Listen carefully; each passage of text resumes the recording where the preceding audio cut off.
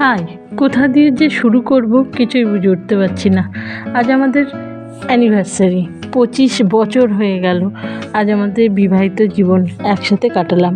আরও আরও আরও 25 বছর এরকম একই সাথে যেন সারা জীবন আমরা কাটাতে পারি।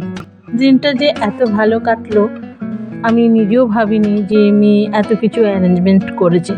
তো অনেক অনেক কি বলবো, ওকে মানে ধন্যবাদ দেওয়ার মতন তো কিছু নেই। তো মেয়ের প্ল্যান, তো মেয়ে সারপ্রাইজ দিয়েছে বাবা মাকে। আর বর বললো কী খাবে বলো, খাসির মাংস আর মুরগির মাংস এনেছিল, ফ্রাইড রাইস এনেছিল। একটু মুরগির মাংস, খাসির মাংসটাকে একটু ম্যারিনেট করে মাংসটা দই দিয়ে খাবো, গুঁড়ো মশলা দিয়ে একটু নুন দিয়ে তুমি যদি পারো তো দুটো করে রাখলাম। তো চলো খাসির মাংসটা পরে কাজ একা হাতে মাংসটাও ম্যারিনেট করবো, আগে খাসির মাংসটা ম্যারিনেট করে ঢাকা দিয়ে নিলাম।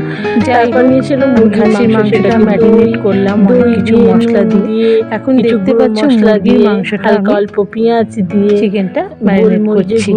এর মধ্যে তেল দিলাম, কাশ্মীরি লঙ্কা দিলাম, গুঁড়ো লঙ্কা দিলাম, রেড চিলি পাউডার দিলাম, একটুখানি নুন দিলাম, দিয়ে এটাকে ম্যারিনেট করে রাখলাম। আগে খাসির মাংসটা ম্যারিনেট করে রেখে দেওয়ার পর যে ওটা পরে কি করি, আমার তো কিছু কাজ আছে, অনেক কাজ, এটাই ভাবলাম কিভাবে এদিকে ফ্রাইড রাইস করতে হবে, ওইদিকে পুজো করতে হবে, কত কাজ। ফ্রাইড রাইসের সমস্ত কিছু কেটে নিলাম, কড়াইতে তেলও দিয়ে দিলাম।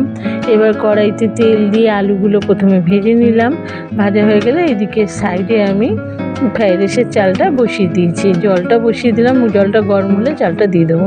সাথে আমি আলুগুলোও ভেজে নিলাম।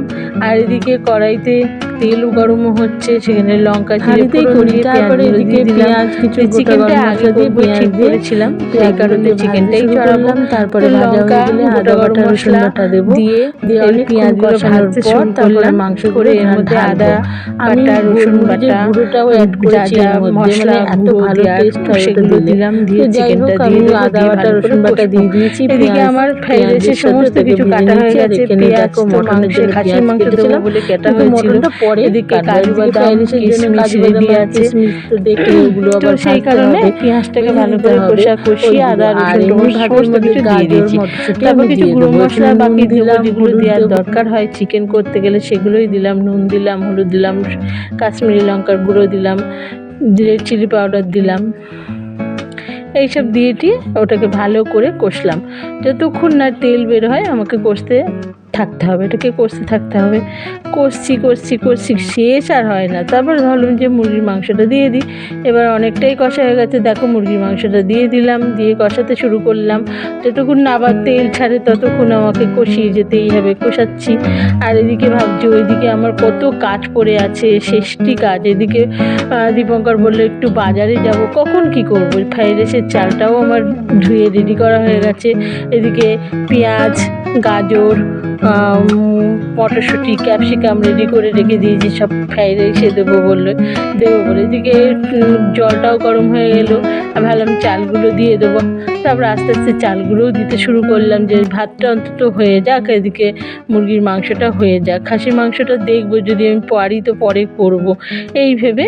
এদিকে বাজারে যেতে বলছে, আমি কোন দিক যাব? সে দীপঙ্কর একটা গিফট দেবে, সেটা কেনার জন্যই বাজারে যাওয়ার জন্য বলছো। সে যে কোনো গিফটই হোক না কেন, আজকের দিনে আমার কাছে অনেক কিছু আর কি। সেটা যাই হোক, গরম জল দিয়ে দিলাম। মাংসটা কষানো হয়ে গেছে বলে একটু গরম জল দিলাম, বেশি একটা জল দিইনি, যাতে আমরা একটু শুকনো শুকনো মতন খেতে পারি, ভালো লাগে। চিকেনটা একটু কষা কষা মতন হলে ফ্রাইড রাইসের সঙ্গে দারুণই লাগে।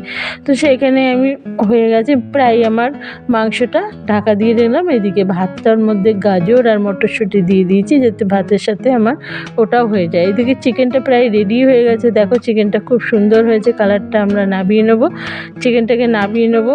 বেশ সুন্দর হয়েছে, টেস্টটাও পরে ভয়েস ওভার দিচ্ছি তো টেস্টটা হয়েছে। এদিকে দুটো গ্যাস আমার একেবারে জোড়া বলে ওইদিকে ইন্ডাকশানে আমি ভাবলাম কাজু বাদাম আর কিশমিশটা ভেজে রাখি। তো দেখো ফ্রাইড রাইসটার চালটা পুরো একদম রেডি হয়ে গেছে। ওইদিকে কিশমিশ আর কাজু বাদাম ভেজে নিয়েছি, তার মধ্যে ফ্রাইড রাইসের মধ্যে এখন আমি গোটা গরম মশলা সব কিছু মিশিয়ে দিয়ে, চিনি নুন সব কিছু দিয়ে এটাকে একটুখানি ঝারিয়ে মানে হাঁড়িটা দিয়ে উড়িয়ে করে রেডি করব। দেখো রান্না হয়ে গেছে, মেয়েকে খেতেও দিয়ে দিয়েছি, খুব সুন্দর হয়েছে। টাটা, ভালো থাকো।